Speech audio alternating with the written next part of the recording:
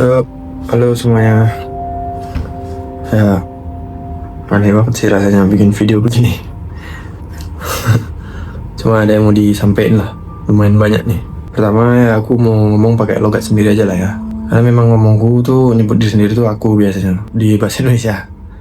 Kenapa di video tuh pakai gua kalau nyebut si aku Kido, dan Usagi itu pakainya aku untuk nyebut dirinya sendiri supaya sebenarnya buat yang teman-teman yang pendengarannya agak lemah itu masih bisa nangkep lah ketika kata-katanya itu gua, oh ini si Kido yang ngomong. Tapi ketika kata-katanya aku, itu si Usagi yang lagi ngomong gitu. Ketika kamera lagi nyorot ke objek yang lagi dibahas, ya nggak se-translatean Netflix banget lah, yang sampai suara pintu diketuk, suara musik yang semakin intens gitu. Itu kan sampai yang bisa nge-reach teman-teman yang difabel buat tetap bisa nikmatin. Ya belum bisa menjangkau itulah kemampuan gue. Cuma yang membuat yang pendengar yang melemah ya mudah-mudahan ya itu sih tujuannya. Tapi kalau ngomong ya aslinya ngomong nyebut diri sendiri itu aku. Ngomong pakai logat sendiri ya lebih mungkin ya sebenarnya bisa sih bikin video yang bukan video ya, tulisan aja itu apa yang mau aku ungkapin, cuma supaya sampai lah perasaan gue ke yang nonton lah, terutama yang nonton dari lama. Kalau yang nonton baru-baru nonton video ini pasti cringe parah nih. Ya banyak lah yang mau sampaikan. Yang pertama, kenapa kami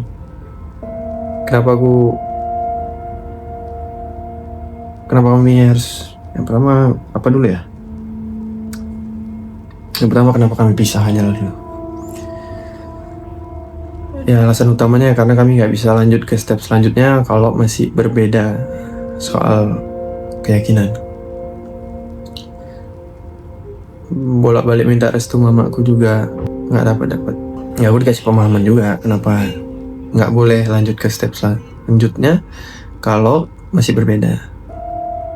Kami nggak pernah berantem soal keyakinan dan segala macam. Cuma Usagi juga untuk ukuran orang Jepang juga ya, dia taat banget sama agamanya. Ya, kami putuskan buat berpisah. Lanjut ya. Kenapa? Oke lah pisah, tapi kenapa harus pulang? Karena mama aku lagi sakit. Aku udah lihat hasil ronsennya juga. Bahu sama kakinya itu udah sakit-sakit terus katanya. Udah terapi juga. Tuh, mama tuh udah tinggal satu-satunya, bapak udah lama nggak ada. Oh iya, tanggal 1 bulan 4 ini, April mau apa ya? Mama aku operasi, jadi mohon doanya teman-teman supaya operasinya lancar-lancar aja. Dan kayak dadaku rasanya penuh kali sih sebenarnya. Ya sedih ninggalin semua orang, Usagi, Dojo, dan rasa takut juga mamaku udah sakit. Jadi aku putuskan buat pulang. Awalnya aku ceritain ke Dojo, mereka berharap aku stay sih. Bahkan Shisho juga udah bolak-balik nyuruh ganti. Nah, Shisho kayaknya emang happy lah bisa bareng-bareng terus. Ya aku bersyukur juga ketemu Shisho. Video ini dibuat juga kata-kata dia sih untuk mencakup semuanya ya. Kalau selesai kan apa yang mau mulai katanya. Ya bakal panjang kali nih. Apa? Yeping final boss. Ya pemicu besar lainnya buat makin kuat ambil keputusan buat pulang ya karena ketemu nenek yang 92 tahun itu. Kayak aku dikasih ini visualnya nih, orang tua yang lagi melewati hari tuanya dengan rasa sepi. Karena nenek itu pakai masker, jadi aku bisa lihat matanya doang. Jadi karena fokus ke matanya ya, jadi kayak ngerasain gitu gimana dia happy-nya ngeliat kami, ketemu kami, bahkan dicarinya lagi dong pas kami mau pulang gitu. Ya nenek itu tinggal sendiri, anak mantu sama cucunya tinggal di tempat yang berbeda, membangun kehidupan sendiri kan. Sesenang itu ketemu kami yang orang asing. Habis itu kami bahas sama Usagi, sebenarnya banyak yang dekat gitu, ngebahas orang tua di masa tua itu kayak mana, sikap kita sebagai anak, ambil jalan tengahnya apa gitu. Kami bahas semua gitu, tentang kalau orang Jepang seperti apa adab ke orang tuanya. Ya aku sebagai orang Indonesia juga kayak mana adab ke orang tuanya. Nggak beda jauh sih sebenarnya. Orang tua tuh perwakilan Tuhan kan. Kalau di kita, kalau orang tua meridoi, ya Allah juga meridoi. Ya aku minta maaf lah ke nenek itu kalau nggak bisa ketemu lagi di bulan 3. Tapi kemungkinan besar Usagi datang sendiri nemuin nenek itu. Dia tepati janjinya meskipun datang sendiri.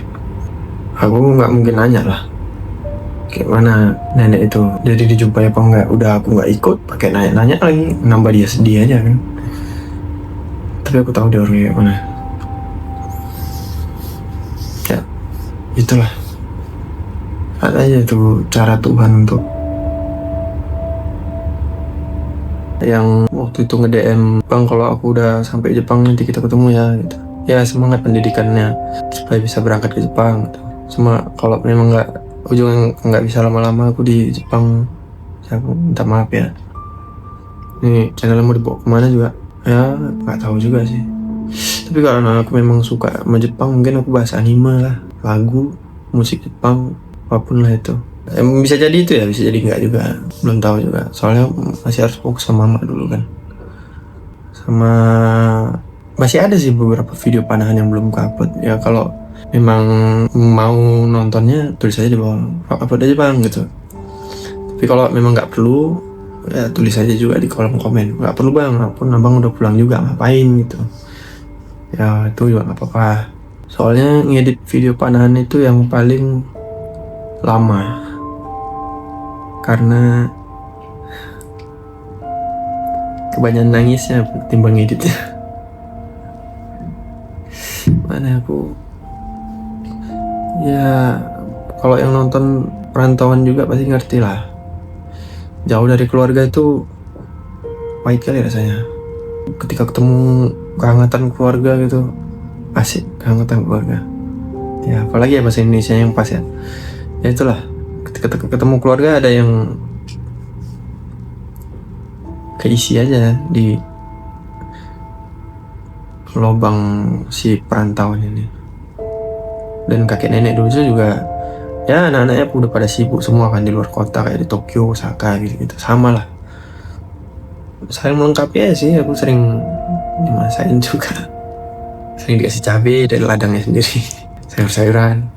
Makanya kalau memang aku nggak dapat restu dari mama nggak ngasih lah untuk aku nyembrangi batas yang nggak boleh seberang itu, aku bisa ngerti lah. Soalnya semua orang baik yang aku jumpai di Jepang, termasuk Usagi, itu doa mamaku semua.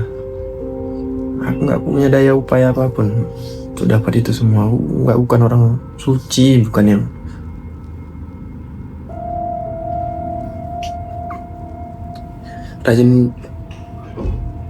serajin mamaku beribadah ya. Pasti doa dia semua itu. Ya cuma doanya nggak spesifik kali ya. Ya dia minta dikumpulkan sama orang-orang baik di Jepang. Alhamdulillah terwujud. Nah, salah satunya dalam bentuk pacar. Jadi mama kaget sendiri. Duh, kayak mana ini katanya. Janganlah, kata mama. Makasih sama teman-teman yang waktu itu di TikTok komen, bang bikin YouTube. Jadi ngebuka skill baru juga. Aku jadi belajar dari yang nggak punya skill tentang edit, jadi ngulik tentang edit. Bahkan sekarang kalau nonton drama Jepang atau film Jepang yang bagus, bisa aku ulang berapa kali cuma untuk tahu tekniknya doang. Jadi nonton nggak sekedar nonton sekarang, jadi belajar. Bisa jadi ngebuka hal baru gitu. Jadi aku punya kemampuan baru ya. Makasih banyak. Tapi aku minta maaf untuk kali ini aku nggak bisa ngelanjutin konten-konten yang sama lagi. Terus gimana hubungan sama Usagi ya? Bukan baik-baik aja sih juga sih dibilang. Iya, kami biasa aja. Dibilang biasa aja juga enggak. Rasanya udah ada yang terasa berubah juga lah. Cuma enggak keseret-seret kayak waktu itu. Banyak lah hal yang aku senengin gitu. Cuma tadi, segemilang apapun dunia ini, kalau mama aku murka percuma sih kurasa. Nggak berani aku. Soalnya kenapa aku jalani ya? Ya karena Usagi sesuai kriteria aku. Minusnya di agama. Dan kira bakal ada jalan tengahnya, ternyata enggak. Ya, waktu aku memutuskan pulang itu, dia juga memutuskan sesuatu sih. beberapa hari kemudian kalau dia mau nemenin sampai perjalananku di Jepang benar-benar berakhir sampai ujung. Mungkin bakal ku upload sih perjalanan sampai aku benar-benar pulang. Nggak bakal ku monet. Cuma pengen yang nonton tahu saya gitu orang Jepang yang nggak, dia manusia yang tulus. Makasih banyak semuanya udah mau dengerin. Dan dengan segala kerendahan hati aku minta maaf nggak bisa ngelanjutin apa-apa lagi. Yang bisa dilanjutin cuma lanjutin hidup. Makasih banyak semuanya.